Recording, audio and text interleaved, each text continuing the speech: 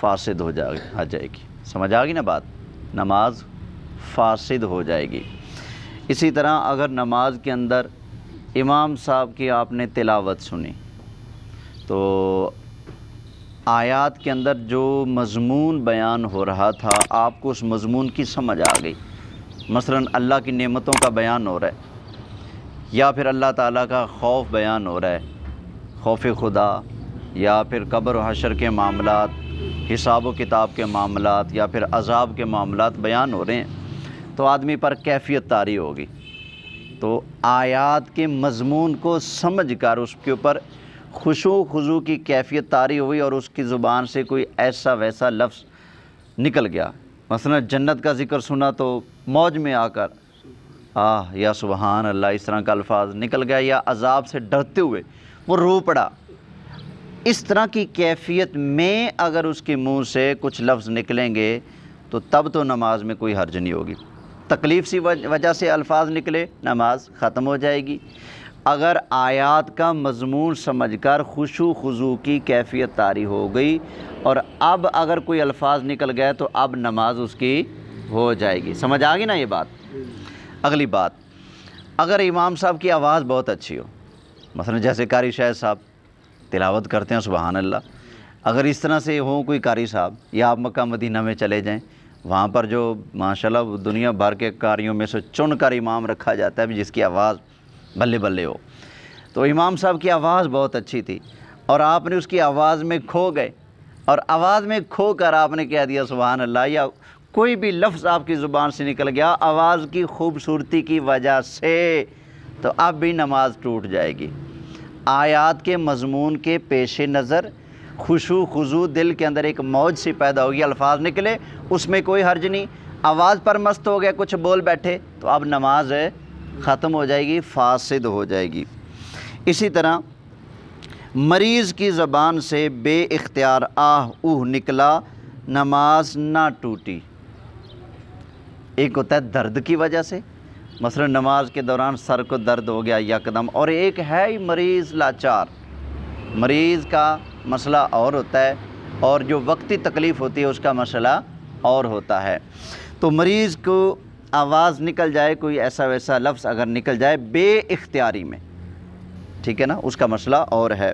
اسی طرح چھینک، جماہی، کھانسی، ڈکار وغیرہ میں جتنے حروف مجبوراً نکلتے ہیں، اب چھینک آتی ہے تو آواز تو پیدا ہوتی ہے نا اچھا، یا جیسے ویسے بھی، ڈکار آتا ہے تو اس میں بھی تو ایک قسم کی آواز پیدا ہوتی ہے، تو ڈکار کی آواز، چھینک کی آواز، یا پھر جماہی میں آواز نہیں نکالنی چاہیے، لیکن جماہی بڑی سخت تھی، آئی آدمی نے روکنے کی کوشش کی لیکن پھر بھی اس طرح سے الفاظ کوئی زبان سے نکل گئے تو اس وقت بھی نماز آپ کی ہو جائے گی، کوئی حرج نہیں ہوگا، کیونکہ یہ چیزیں مجبوری میں ہیں، مجبوری کے مسائل کچھ اور ہوتے ہیں۔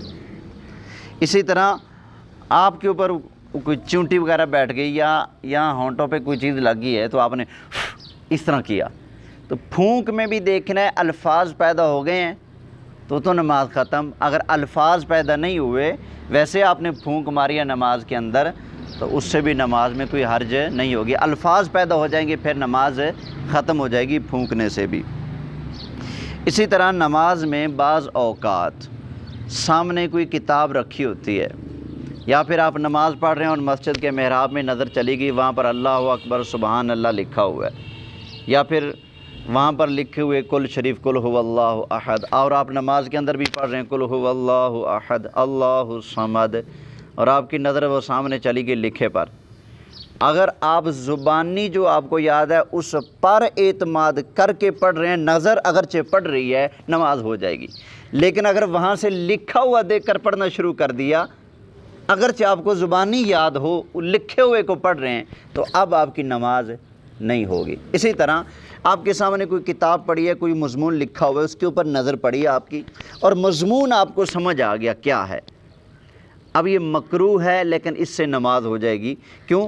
غیر ارادی طور پر نظر اٹھی اور کتاب پر پڑھی اور آپ کی سمجھ میں آ گئی لکھا ہوا ہے کہ نماز کے احکام، لیکن آپ نے اس کو زبان سے نہیں پڑھا، بس نظر پڑی، ظاہری بات ہے اب آدمی کو اپنی زبان جو مادری زبان ہوتی ہے، جو اپنی قومی زبان ہوتی ہے، وہ زبان پر بہت آسان ہوتی ہے، سمجھنے کے لیے بھی بہت آسان۔ انگلش سامنے لکھی ہوگی، آپ کو تھوڑی سی تقدو کرنی پڑے گی کیا لکھا ہے، اس کے الفاظ پر غور کرنا پڑے گا، لیکن اردو کا لفظ ہوگا، عربی کا لفظ ہوگا، ہمارے لیے وہ سمجھنا بہت آسان ہوگا۔ تو بس نظر پڑتے ہی سمجھ آ جاتا ہے اردو کا لفظ۔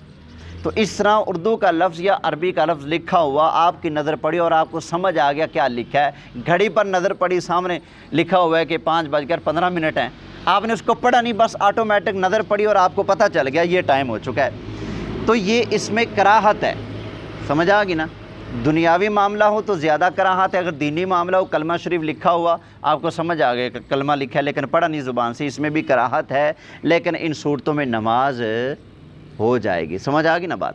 تو اس لیے کوشش کی جائے کہ نماز ایسی جگہ پڑھیں جہاں آپ کے سامنے کوئی مضمون لکھا ہوا نہ ہو، آس پاس کوئی کتاب وغیرہ نہ پڑھی ہو جس پر نظر پڑے اور آپ اس کو پڑھنا شروع کر دیں۔ اسی طرح نماز کے اندر قرآن شریف سے دیکھ کر پڑھنا۔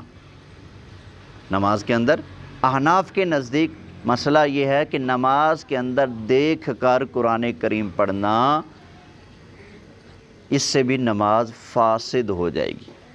کیوں؟ اس لیے کہ جب وہ دیکھ کر پڑھے گا تو اس کو دیکھنا بھی پڑے گا، ورق گردانی بھی کرنا پڑے گی، تھامنا بھی پڑے گا، تو یہ عمل کثیر ہو جائے گا۔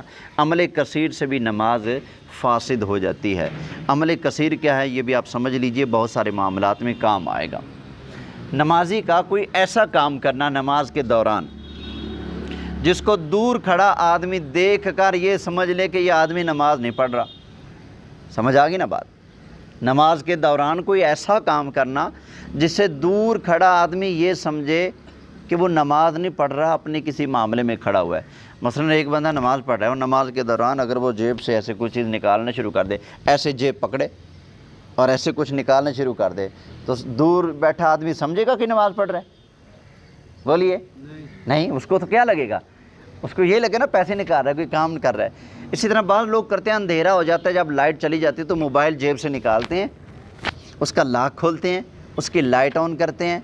خصوصاً اہل حدیث حضرات کو میں نے دیکھا وہ یہ زیادہ کرتے ہیں، وہ نماز کے اندر قرآن پاک بھی موبائل سے دیکھ کر پڑھنا شروع کر دیتے ہیں۔ تو احناف کے نزدیک، حنفیوں کے نزدیک مسئلہ یہ ہے کہ اگر ایسا کیا جائے گا تو نماز ٹوٹ جائے گی۔ عمل کثیر کیا، قیام کے اندر دونوں ہاتھ چھوڑ دیے، اب کس کو لگے گا کہ آپ نماز پڑھ رہے ہیں؟ تو عمل کثیر کوئی بھی ایسا کام دیکھنے والے کو یہ لگے کہ آپ نماز نہیں پڑھ رہے، ایسا کام کر لینے سے نماز ٹوٹ جاتی ہے۔ اللہ تعالیٰ کی بارگاہ میں دعا ہے جو کچھ بیان ہوا اللہ تعالیٰ یاد رکھنے، عمل کرنے، دوسروں تک پہنچانے کی توفیق عطا فرمائے۔ آمین بجاہ نبی الامین صلی اللہ علیہ وسلم۔